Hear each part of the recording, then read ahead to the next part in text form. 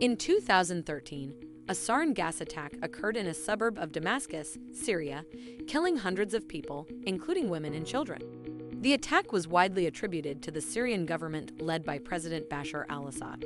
The attack prompted international outrage, and the United States and several other countries threatened military action against the Syrian government. Earlier in August 2012, President Barack Obama had issued a warning to Syrian President Bashar al-Assad, cautioning him against using chemical weapons in the conflict.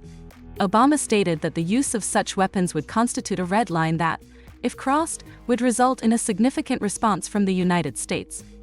In 2013, after the sarin gas attack in the Damascus suburb of Ghouta, President Obama and his administration condemned the attack and called for accountability for those responsible. The United States also considered military action against the Syrian government, but ultimately opted for a diplomatic solution to disarm Syria of its chemical weapons. According to the World Health Organization, WHO, unintentional exposure to toxic gases and chemicals causes an estimated 250,000 deaths each year worldwide. This includes exposure to gases such as carbon monoxide and household chemicals such as cleaning products. In addition to unintentional exposure, intentional exposure to toxic gases, such as in cases of chemical warfare or terrorist attacks, can also pose a significant risk to public health.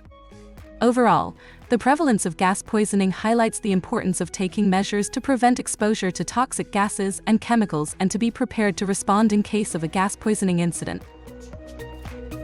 Gas poisoning, also known as chemical poisoning, occurs when a person inhales, ingests, or comes into contact with harmful chemicals, such as nerve agents or toxic industrial chemicals. The severity of the symptoms and effects depends on the type and amount of the chemical, as well as the duration of exposure. There are several types of gas poisoning, and they can occur from exposure to various types of gases, chemicals, and toxins. Some common types of gas poisoning include carbon monoxide (CO) is a colorless, odorless gas that is produced by incomplete combustion of fossil fuels, such as gas, oil, and coal. Exposure to high levels of CO can cause symptoms such as headache, nausea, dizziness, confusion, and eventually loss of consciousness and death. Cyanide is a toxic chemical that can be found in various industrial processes, as well as in some plants. Exposure to high levels of cyanide can cause symptoms such as rapid breathing, confusion, seizures, and eventually coma and death. Chlorine gas is used in various industrial processes, such as water treatment and paper manufacturing. Exposure to high levels of chlorine can cause symptoms such as burning eyes, nose and throat, coughing, wheezing, and difficulty breathing. Sulfur dioxide gas is produced by the burning of fossil fuels such as coal and oil. Exposure to high levels of sulfur dioxide can cause symptoms such as coughing, wheezing, shortness of breath, and chest tightness. Nerve agents such as sarin, 5, and tabun are highly toxic chemicals that disrupt the communication between nerves and muscles, causing paralysis and respiratory failure. Exposure to nerve agents can cause symptoms such as convulsions, seizures, loss of consciousness, and eventually death. Cyanide is a toxic chemical that can be found in various industrial processes, as well as in some plants. Exposure to high levels of cyanide can cause symptoms such as rapid breathing, confusion, seizures, and eventually coma and death. The effects of gas poisoning on the body depend on the type and amount of the gas or chemical that a person is exposed to, as well as the duration of exposure. Different gases and chemicals can affect different organs and systems in the body. Symptoms of gas exposure can include difficulty breathing or shortness of breath, chest tightness, coughing and wheezing, loss of consciousness, convulsions and seizures, nausea and vomiting, blurred vision and eye pain, confusion and disorientation. If you suspect that someone has been exposed to gas poisoning, it is important to seek immediate medical attention.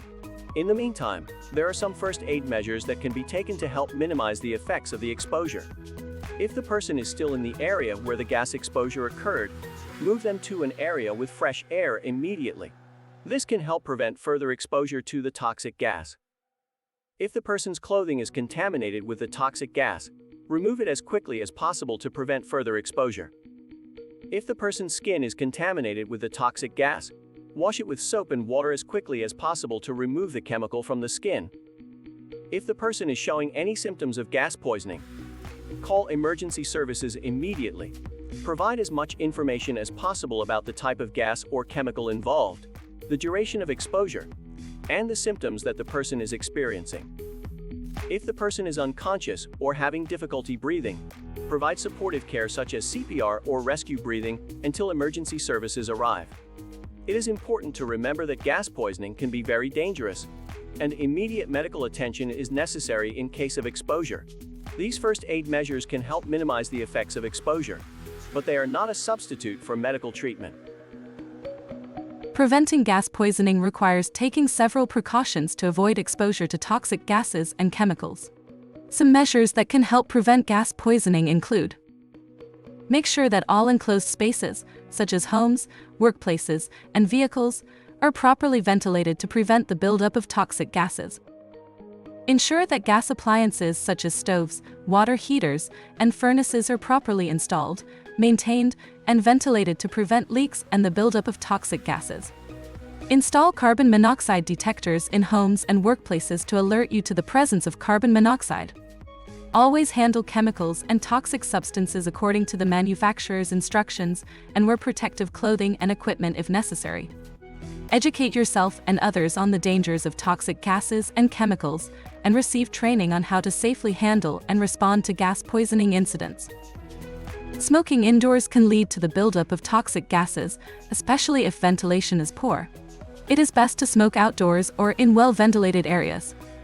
Be aware of your surroundings. Be aware of the potential for exposure to toxic gases and chemicals in your environment, such as in industrial areas or near chemical spills. By following these precautions, you can help prevent gas poisoning and keep yourself and others safe from exposure to toxic gases and chemicals. Thanks for watching. Please do like and subscribe.